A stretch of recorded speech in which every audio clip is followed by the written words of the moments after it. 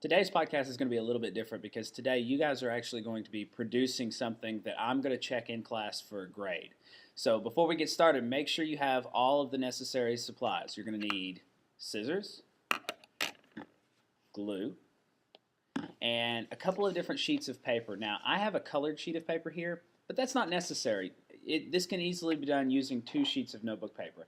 I just have this so that you guys can see what I'm doing on the screen when I'm working with this piece of paper, okay?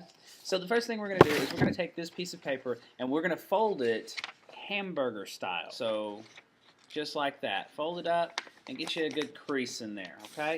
It doesn't have to be perfect, but if you want to take your time on that, feel free to pause the video. I'm going to take this, we're going to take our scissors, and we're going to cut this in half. Now, in order to save time so that it's not, we're not wasting too much time here, instead of just trying to cut inside like this, I'm just going to shear off the edge right here. You can feel free to do that if you want, or however you choose to cut that. But as you can see, this is real fast, and that's going to leave me with 2 sheets of paper.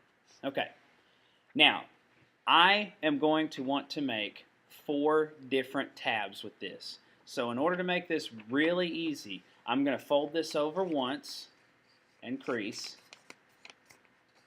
and then I'm going to fold it over again and crease, okay?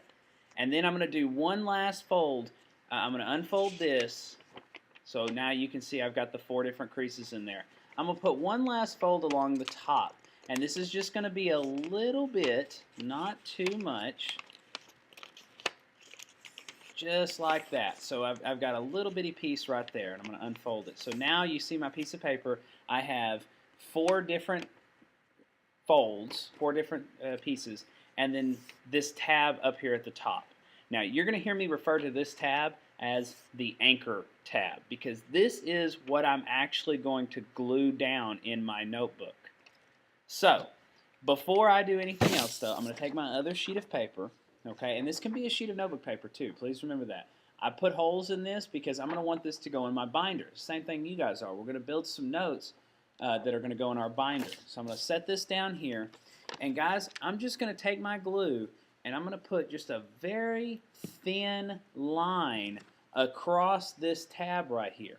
We do not want a lot, guys. It does not take a lot of glue. Remember, oozers are losers. So I'm going to put a nice thin line right here, just like that, and let you see that. And then I'm going to paste this down in my notebook, like so. And I'm going to make sure that that gets set, okay? So I end up with something that looks like this, all right? And it's glued up here at the top. And I'm going to let that dry for just a second. It is very important that you glue this down before we begin cutting these tabs. Okay? So you let your glue dry, make sure it's good to go. And then I'm going to take my scissors and I'm going to cut these tabs. Now, do not cut the whole piece of paper like this. Only cut the sheet that you glued down. Okay? So I'm going to cut each of these tabs just like so.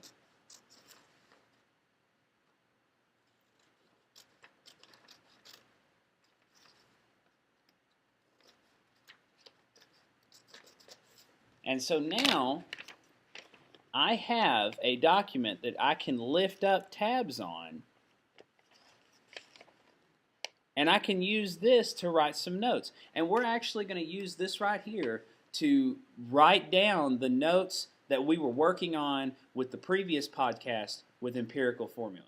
So when you're taking your notes, I actually want you to turn the page this way, and we're going to be writing on them like this, okay? Now, on the outside of the notes, in my case, the pink page, whatever color yours is, you're going to write the steps. So, for instance, in a moment when I show you step 1 again, you're going to put step 1, and you're going to write that across here.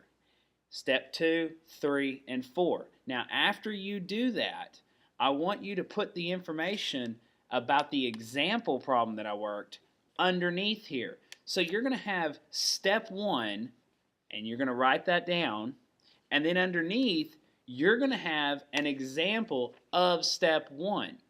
So let's take a look at that slide again, and I'll kind of walk you through this as you write down all of this information. And when we get finished, you're going to have not only notes over how to do empirical formula, but you are going to have a ready-made example right here at your fingertips so you can look at each step being done.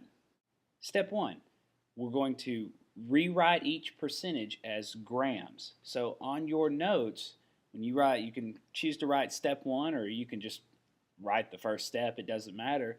You would write something along the lines of rewrite each percent as grams, and maybe even give a short example. 50% is 50 grams, or like I've got right here.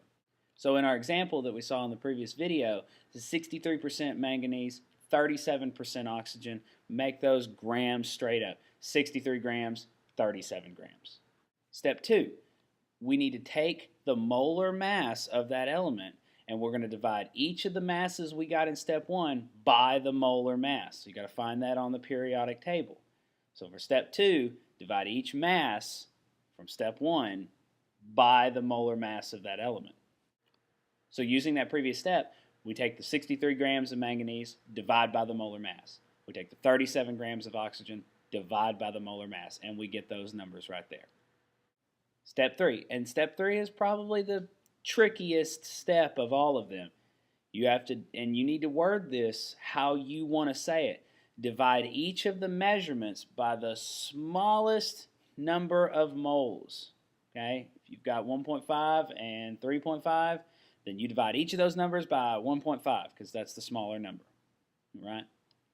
So looking at this one, we're going to divide by the smallest number. That's going to be the 1.15. Now, of course, when we divide 1.15 by itself, we get 1. When we do the other one, you get 2.01.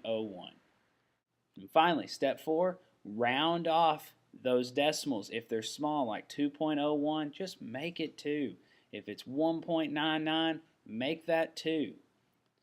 If it's not close, if you get 3.5, we can't put decimals in these. So you got to multiply everything times 2. So that when you multiply 3.5 times 2, it becomes 7. And so to finish this problem off, we round those numbers. I've got 1 manganese, I've got 2 oxygen. We write the formula, 1 manganese, 2 oxygen, MnO2. So as I finish writing these, I'll just show you a very quick example of what one of these flaps will look like.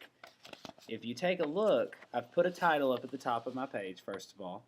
Okay, and you can see, like, for instance, this is my step 1, and you see I wrote out what step 1 was. I even gave a simple little example, and then when you open up this flap, there was the example problem that we just were working on, and so this is my step 1, and of course I'll finish this off with step 2 and 3 and 4.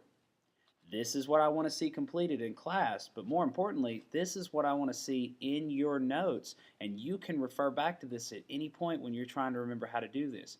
Here's your how-to, and here's an example of how to do it. Thank you guys for watching, and as always, if you have any questions, be sure and come talk to me or any of the other chemistry teachers.